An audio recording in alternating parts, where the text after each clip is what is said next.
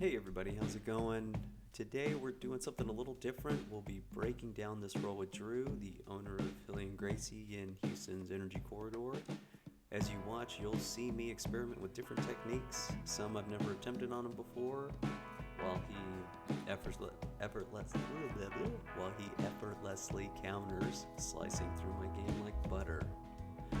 But beyond the roll itself, I wanted to dive into something deeper, analyzing your own jiu-jitsu.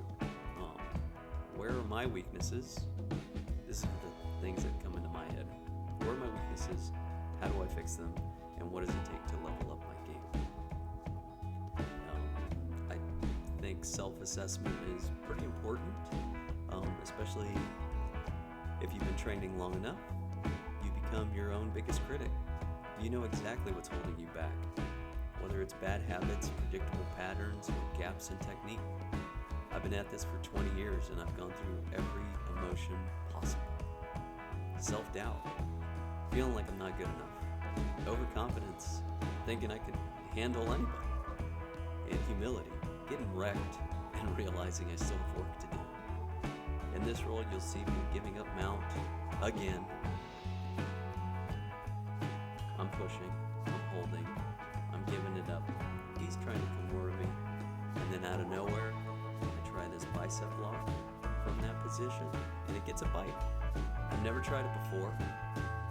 Instant realization for me is I need to try using that move more. Of course, right after that, I get caught in a silly triangle, but hey, that's part of the game. Understanding why we're recording your rolls should be a game changer for you. Lately, I've been recording more and more training, and as you guys have noticed, and there's a pattern that's emerged. There's a lot of video that I don't put out, and a lot of other roles where I've just gone through countless hours just analyzing, constantly analyzing. I'm in the same position. What am I doing? And I've noticed a pattern's emerged. I've noticed that grip placement is wrong on some occasions. Other times it's a bigger move, or like going from one position to another. The point is, when you watch yourself roll, you'll start noticing these small details that can completely change your game. If your coach allows it, record your training. It'll expose habits you didn't even realize you had. Or maybe your coach already has cameras. Maybe you could say, hey, is there any chance that I can review and see this position?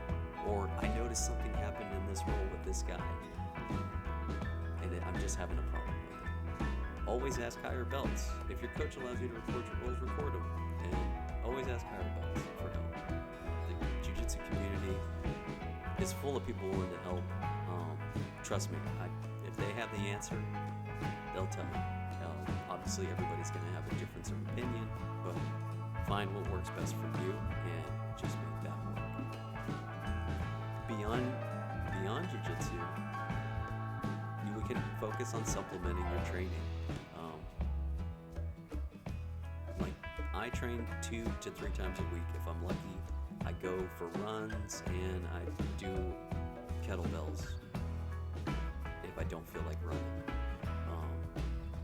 And all of those have just improved my training. Of course, if you're a gym owner or you train 5-6 times a week, you probably don't need to work out as much because you're already doing that and you're already developing skills to improve your jiu-jitsu. Gas tank issues. We can just build our cardio. If you don't want to run, use kettlebells. Use some sort of other piece of equipment that'll help you build up that endurance.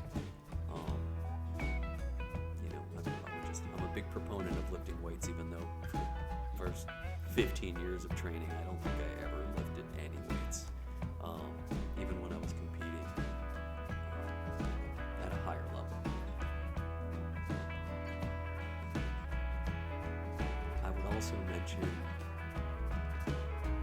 since we're looking at this, just boost your performance any way you think would be better. You can do whatever you want, dude. I'm not your mom or your dad. We're getting close to the end of the roll, so if you stick around, I appreciate you. like, follow, or don't. It's all good. And if you have any questions, feel free to drop them in the comments. Keep training, keep moving.